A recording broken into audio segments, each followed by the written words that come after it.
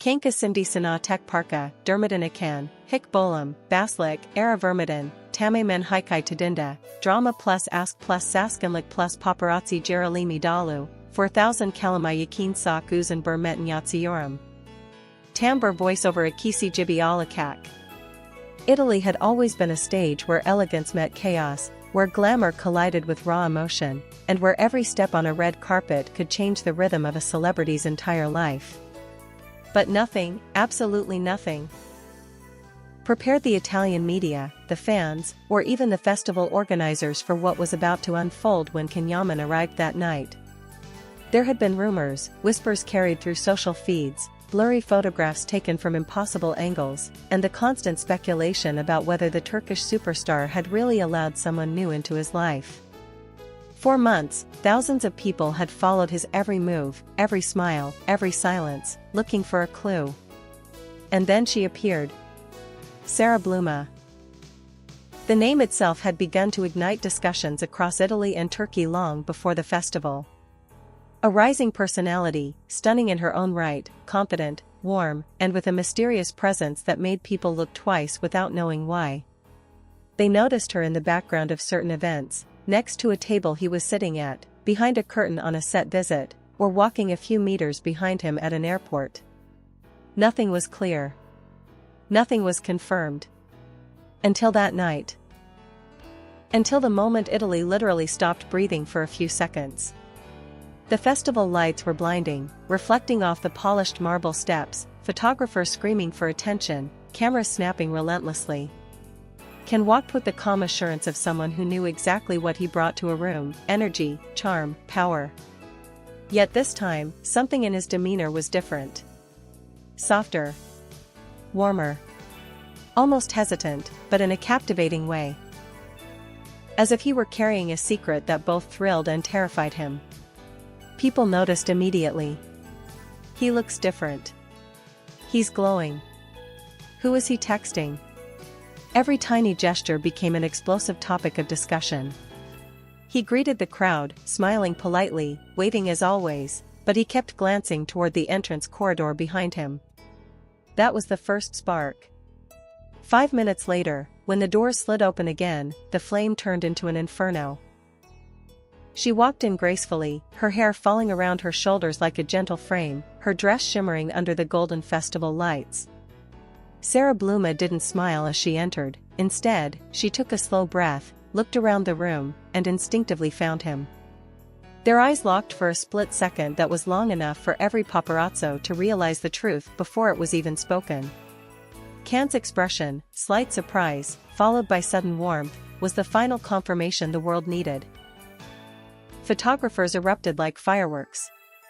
Everyone shouted questions at once, some trying to be heard, others simply trying to capture the moment that was about to change headlines for the next week, month, maybe even year. But the unbelievable part wasn't just their arrival.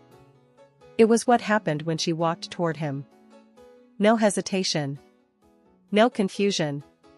No attempt to hide. Sara stepped forward with an unshakable confidence, her step steady, her chin slightly raised. People moved aside as if instinctively aware they were witnessing something historic.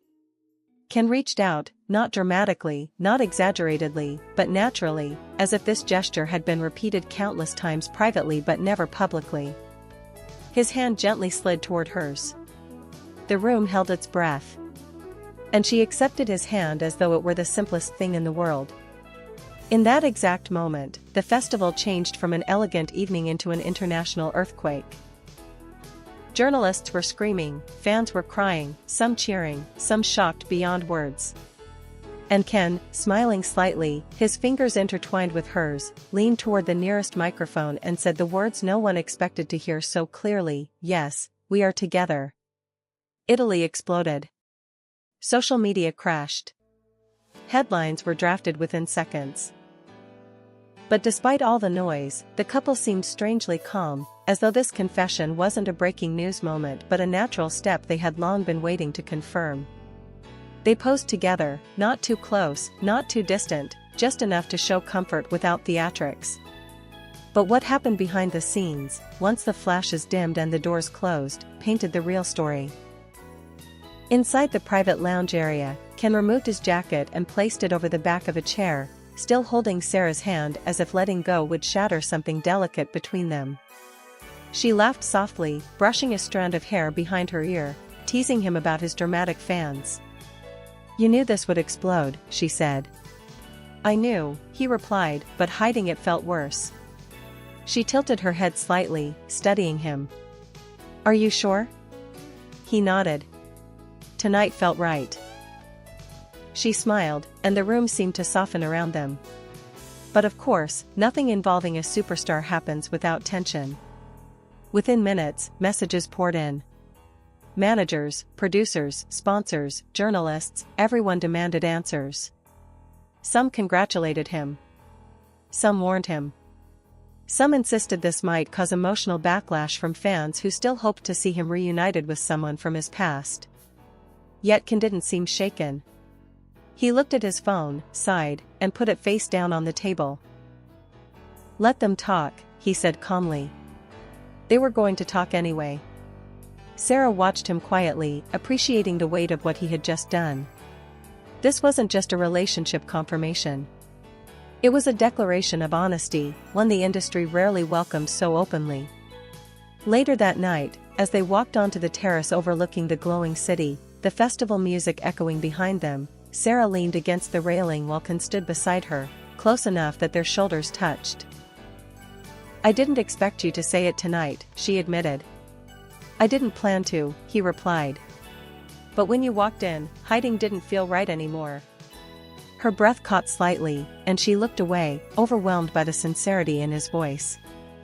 They stood in silence for a few moments, the city lights flickering like stars scattered across the lake.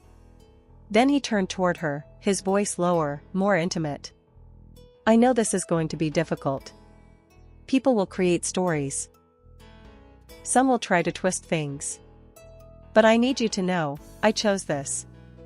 I chose us."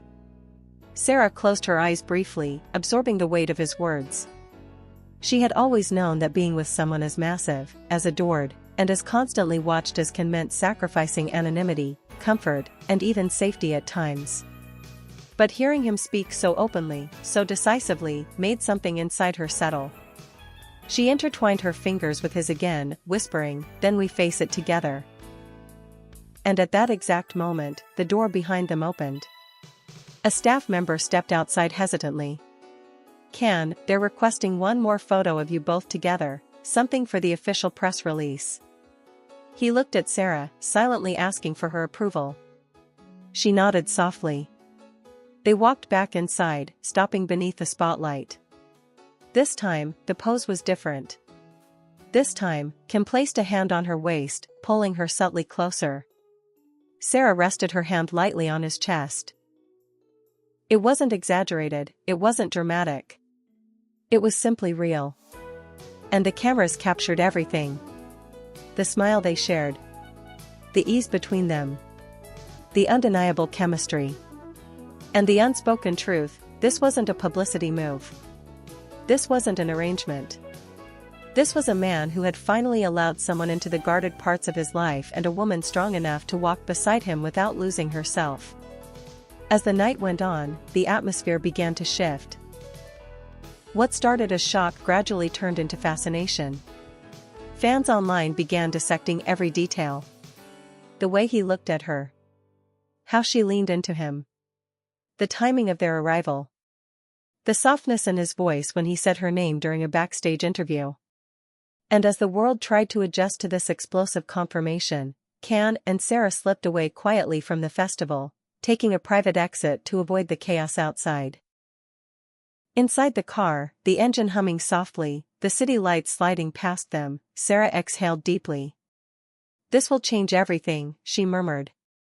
"Maybe," he said, "but some things needed to change." She looked at him, studying his profile, the strength in his jawline, the tiredness under his eyes, the peace in his expression. "Are you happy?" she asked. He turned toward her, eyes soft. "Yes," he said. "I am." The rest of the drive was peaceful, a rare quiet moment amid the storm they had just triggered. When they arrived at the small villa rented for the night, they stepped out into the cool Italian air. Sara walked inside first, setting down her clutch. Ken followed, closing the door behind them. With the world screaming their names, demanding explanations, and crafting theories, they finally found a pocket of silence, just the two of them, no cameras, no questions, no audience. She took a deep breath, brushing her fingers against his. "So, this is the beginning?" He smiled. "No," he said gently. "This is just the first time the world gets to see what we already knew." They weren't perfect. They weren't trying to be. They were simply two people who chose each other despite the noise, despite the expectations, despite the risks. And somewhere in the distant echo of festival lights and breaking headlines, their story had only just begun. Tabi Kenka, Aini Akis, Aini Hava, Hik Balmadan, Hik Parka Sikmadan, Kaldiji Yurden Aini Tonda Uzadiorum. Hikai Bayayor, Diran Lazier, Sire, Daha Duigasalvi Daha Cinematic Hail Gilier. When the villa door closed behind them, a heavy silence lingered, not uncomfortable, but charged with everything left unsaid. Sara slipped off her heels slowly, the soft thump on the wooden floor echoing faintly, while Ken loosened the top button of his shirt. The night had been long, overwhelming, and transformative in ways neither of them had anticipated. She walked toward the balcony doors, pushing them open with a quiet creak. A gust of cool Italian air swept into the room, carrying the distant murmur of festival music. From that height, the city lights looked like scattered diamonds, flickering with the same unpredictability as the emotions twisting inside her. Ken joined her at the balcony, leaning his forearms against the railing. "You're quiet," he said gently. She shrugged, staring into the distance. "It's a lot," she admitted, her voice trembling slightly. "I knew this day would come, but I didn't think it would happen like this." He turned to look at her, his expression softening. "Does it scare you?" She didn't answer immediately. Instead, she took a deep breath, her chest rising and falling in a slow rhythm. "A little, yes. Not because of us. But because of them. The world is loud." He stepped closer, placing his hand on the middle of her back in a warm, steadying gesture. "Then let me be the quiet." Her eyes watered at that, not out of sadness but out of the overwhelming realization of how deeply he meant what he said. She turned to him, placing her hand on his jaw. "You're not supposed to carry everything." He shook his head. "I'm not carrying everything," he whispered. "Just my part. And maybe yours when you need me to." Inside the villa, the lights were dim, casting soft shadows that moved with the flickering candles the staff had prepared earlier. It was peaceful, a stark contrast to the chaos online, where millions of people were dissecting every moment of the evening. The festival had ended hours ago, but the digital storm was only growing stronger with every passing minute. Hashtags trended worldwide. Fan pages posted side-by-side comparisons of their subtle interactions over the past months. News channels ran special segments. And through all this, Ken's phone remained silent on the table, intentionally abandoned. Sara finally stepped back into the living room, hugging her arms around herself. She wasn't cold, she was grounding herself. He followed her, watching her carefully. "Tell me what's going on in that head of yours," he said. She hesitated, gathering the courage to verbalize the fear she had pushed aside for weeks. "It's not just the media," she said quietly. "It's the people around you. Your team. Your friends. Some of them, they don't think I belong in your world." Ken exhaled slowly. He knew exactly who she meant. Certain people in his circle had made their disapproval clear, not out of cruelty, but out of concern for his image, his career, his carefully built public persona. But he also knew none of them had the right to decide who he cared about. "I don't live for them," he said. "And what they think doesn't scare me." She frowned. "But what if it affects you?